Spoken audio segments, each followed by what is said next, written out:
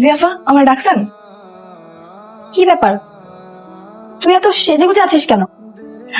আজকে না নীল ভাই আইব শুনলাম, এই জন্য একটু সাজগোজ করছি। নীল আসবে তাতে তোর কি? তুই বাড়ির কাজের মেয়ের মতো থাকবি। নীল আসুক আর সবুজ আসুক সেটা আমাদের ব্যাপার, তুই কেন এত সাজুগুজু করবি? আচ্ছা, পর সাজবো না। এই ঠিক খোল আর লিপস্টিক মোছ, যা মুখে কালি মেখে আয়। আজকে থেকে তুই বাসায় মুখে কালি মেখে থাকবি। কি হয়েছে রে? বাসাতে ছিল কিসের? দেখো না ভাইয়া, কাজের মেয়ের ঢং দেখো। নীল আসছে শুনে একদম সেজে গুজে নায়িকা হতে চাচ্ছে, কত বড় সাহস! বুঝতে পারছি, তাদের আশকারা পেয়ে না ও মাথা উঠে গেছে। আর কেন যে তাদের এত আশকারা নিজে বুঝতে পারতেছি না। একই সমস্যা তোর, এসব পোশাক পরছিস কেন তুই? আমি যেন ভুল করে না দেখি তুই নীলের সামনে আসছিস, বুঝছিস? যা। ঠিক আছে ভাই, আমি নীল ভাইয়ের সামনে যাবো না। যদি তোকে নীলের সামনে দেখছি তাহলে কিন্তু তোকে বাড়ি থেকে বের করে দিব, কথাটা যেন মাথায় থাকে। না না আপু, আমি নীল ভাইয়ের সামনে যাবো না। আর ভাইয়া যদি আমার মুখ দেখতেও চায় তাহলে আমি ঘোমটা দিয়ে তারপর সামনে যাবো, যেন আমার মুখ না দেখে। বুঝতে পারছি, এখন যা ভিতরে যা, আর এই পোশাক চেঞ্জ কর, ঠিক আছে? যা। তাদের কেন এই অবস্থা? আরে কাজের মেয়ের ঢং দেখলে বাঁচি না। তাদের কারণে আশকারা পেয়ে গেছে, বুঝতে পারছিস?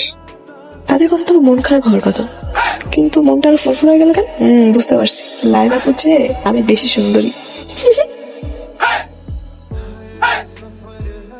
ম্যানেজার সাহেব, জি বিজনেসের হিসাব নিকাশ ঠিক মতো চলছে তো? জি, সবই ঠিকঠাক চলতেছে। আমার স্মৃতি শক্তি কিঞ্চিত দুর্বল, অর্থ এবং মানুষের নাম আমি দুটোই ভুলে যাই। কিন্তু আপনার এই বয়সেও আপনি কি সুন্দরভাবে সব হিসাব নিকাশ করেন, ঠিকঠাক না হয়ে উপায় আছে? আর একটা কথা, আজকে 8 বছর পর আমার নাতি পড়াশোনা শেষ করে ইউএসএ থেকে ফিরছে। আপনি থাকবেন কিন্তু, ওর সঙ্গে আপনার পরিচয় করে দিব। দাদি, তোমার কিছু লাগবে? না রে, আমার কিছু লাগবে না, তবে তোকে লাগবে। এদিকে আয়। শোন, আজকে আমার একমাত্র নাতি তার লেখাপড়া শেষ করে আমেরিকা থেকে দেশে ফিরছে। ওর জন্য কিন্তু মজার মজার রান্না করতে হবে। মজার মজার রান্না হচ্ছে তো? আরে হ্যাঁ, তুমি কোনো টেনশন করো না, আমি বুয়ারে সকাল থেকে রান্না করে ঢুকাই দিছি। হ্যাঁ, সব ভাইয়ার মজার মজার খাওয়ানো রান্না করতেছে। অবশ্য তুই যখন আছিস আমার আর এগুলা চিন্তা করার কোনো দরকার নেই, আমি জানি হবে। ও, তোকে আর একটা কাজ করতে হবে কিন্তু, বাজারে গিয়ে এই ঝুরা ঝুরা ফুলগুলো থাকে না, ওগুলো আনতে হবে। ওগুলো ছিটিয়ে আমার নাতিকে বরণ করবি। যা, বাজারে গিয়ে ফুলগুলো নিয়ে আয়। শোন, গাড়িতে যাস কিন্তু, ড্রাইভারকে বলা আছে। দাদি জান, আপনি পুলিশে খুব ভালোবাসেন তাই না? হ্যাঁ, খুব ভালোবাসি। খুব খেয়াল করলাম, আপনি বললেন ওকে গাড়ি নিয়ে যেতে, আবার সুন্দর সুন্দর ড্রেস পরায় রাখেন, মানে নিজের আপন নাতনির মতো আদর করেন তাই না? শোনো, আমার নিঃসঙ্গ জীবনের সাথে ওই তুলি, ও ছাড়া তো আমার কেউ নাই। আর ওর বাবা আমাদের বাগানে 20 বছর মালির কাজ করেছে। আর ওর মা যখন মারা গেল তখন থেকেই মেয়েটা আমার কাছে। কখন যে ওকে আমি ভালোবেসে ফেলেছি, নিজের সঙ্গে জড়িয়ে ফেলেছি, বলতে পারবো না। ভাই, অনেকগুলো ফুলে আমাকে একটা ফুলের তোড়া বানিয়ে দাও তো। সরি স্যার, সব ফুল বিক্রি হয়ে গেছে, দেওয়া যাবে না। বিক্রি হয়ে গেছে মানে? সম্ভব না স্যার, পেলাম না। দেখেন ভাই, আমার দাদিমায়ের সাথে আমার 8 বছর পরে দেখা হচ্ছে, আমার একটা ফুলের তোড়াই লাগবে। শোন ম্যাডাম, এসে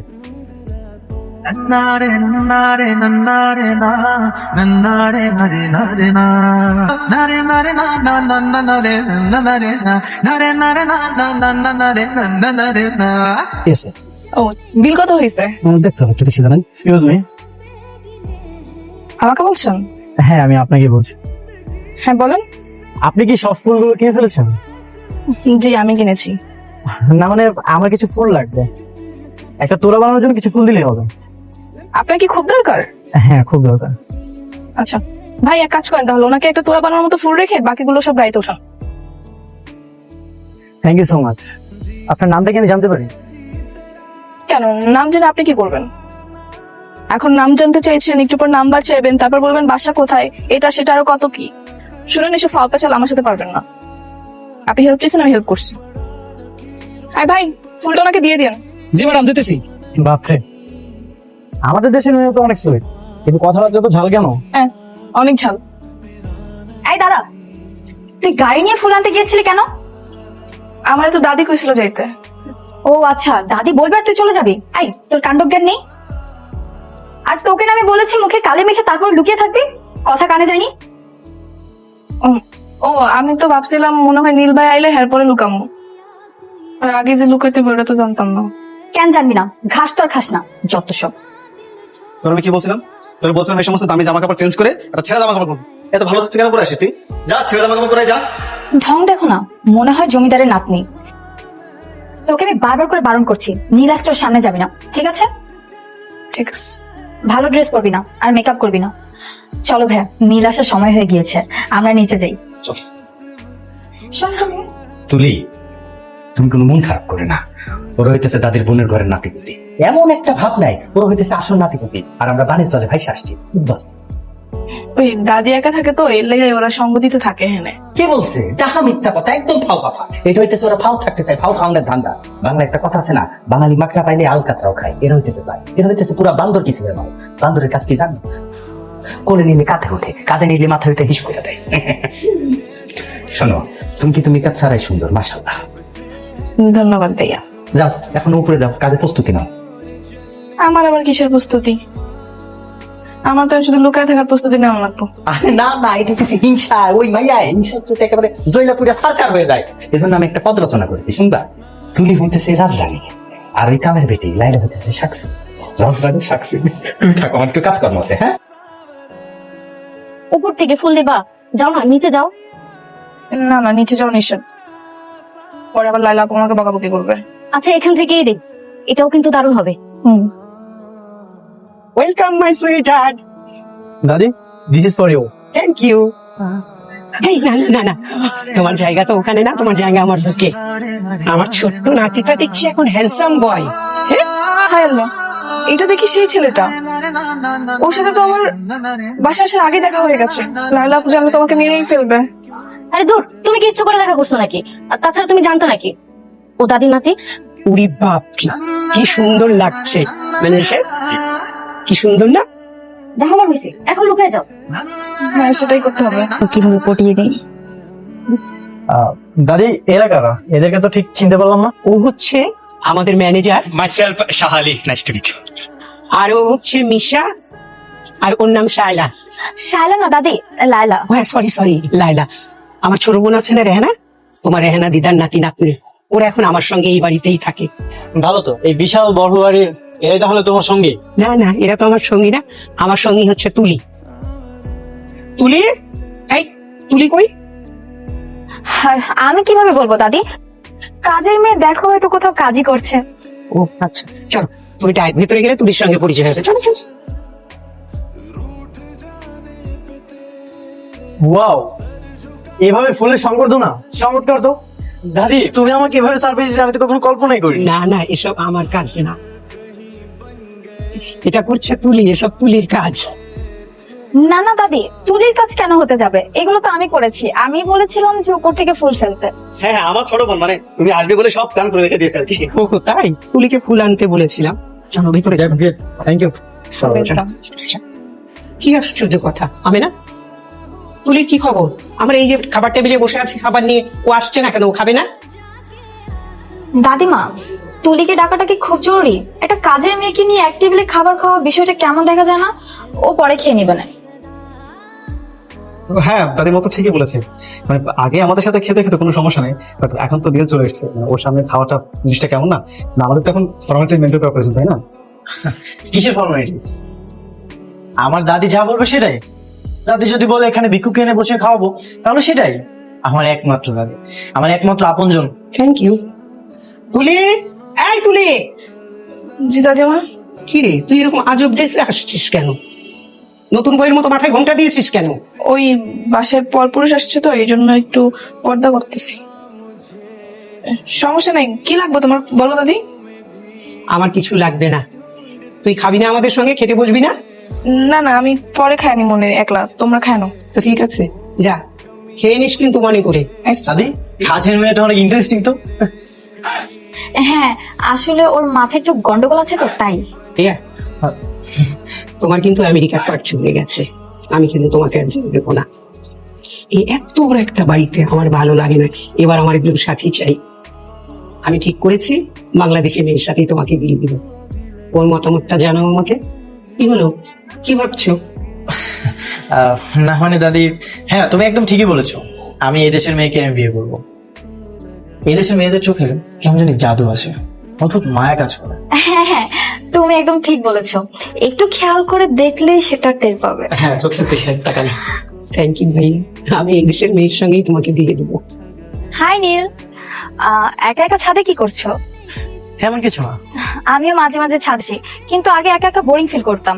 আজ যেহেতু তুমি আছো, দুজন মিলে একসাথে আড্ডা দিব। আসলে আমার একটা কাজ আছে তো, একটু পরে আমাকে চলে যেতে হবে। কি কাজ? হাই আল্লাহ, উনি তো এখানে। কোনভাবে যদি আমার কাপড়টা ওনার চোখে পড়ে তাহলে তো সন্দেহ করতে পারে। ইস, আমার পুরনো ফ্রেন্ড সার্কেলের সাথে আজকে দেখা করতে যাবো। আমি কি তোমার সাথে যেতে পারি? সরি, যাওয়া যাবে না।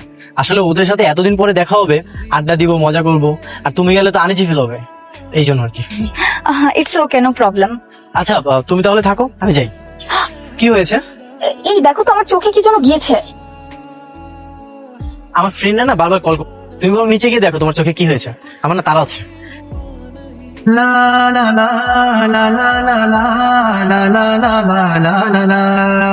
ইস, মেয়েটা আমার হৃদয় কেড়ে গেছে। চোখ বন্ধ করলেও তাকে দেখি, চোখ খুললেও তাকে দেখি। এই তুই কি ভাবছিস সকাল বিকাল মানে প্রপোজ করলে কি আমি পয়রা যাবো? আমার ঘটনা এত সহজ। কান্দর কান্দর, বস কর। এরপর যদি দেখছি আমার পিছু পিছু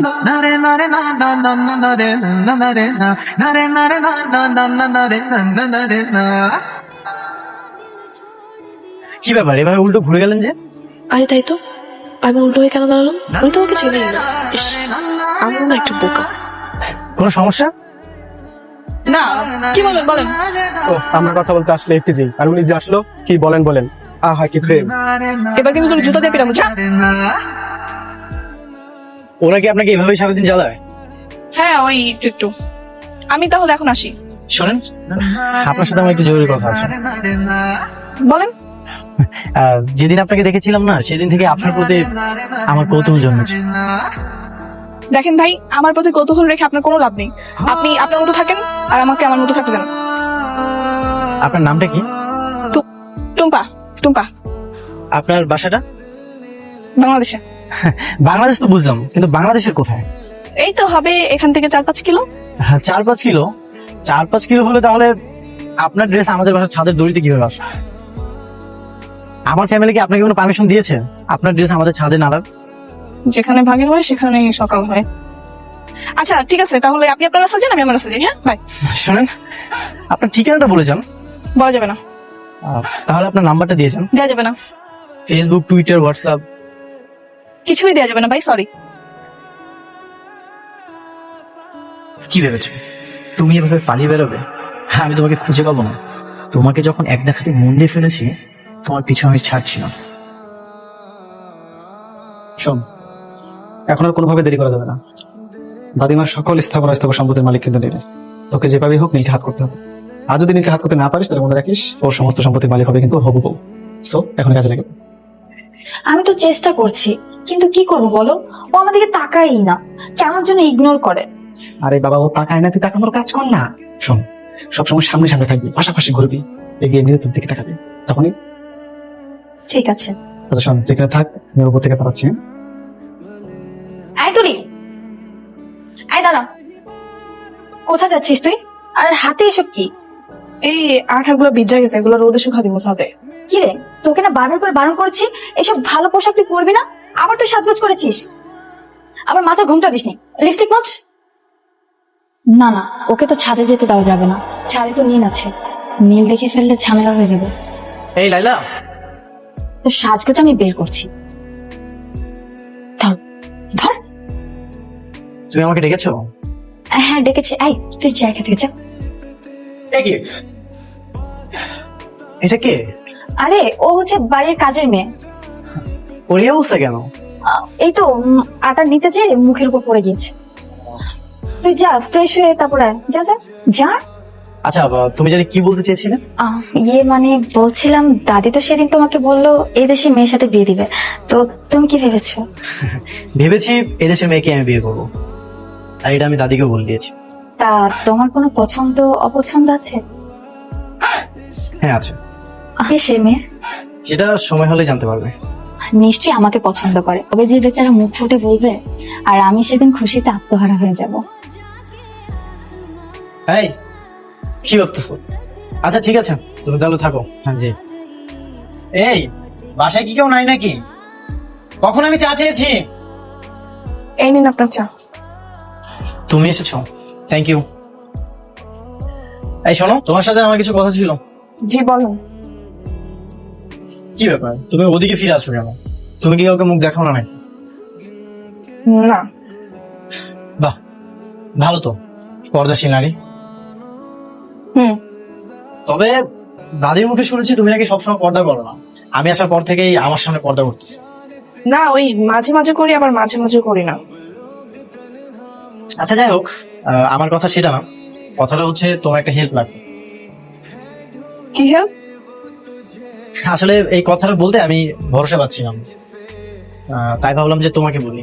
আর দাদির মুখে তোমার অনেক প্রশংসা শুনেছি, আর এই বাসা সবাইকে না আমার পিকুলিয়ার লাগছে, এই জন্য ভাবলাম তোমাকে বলি।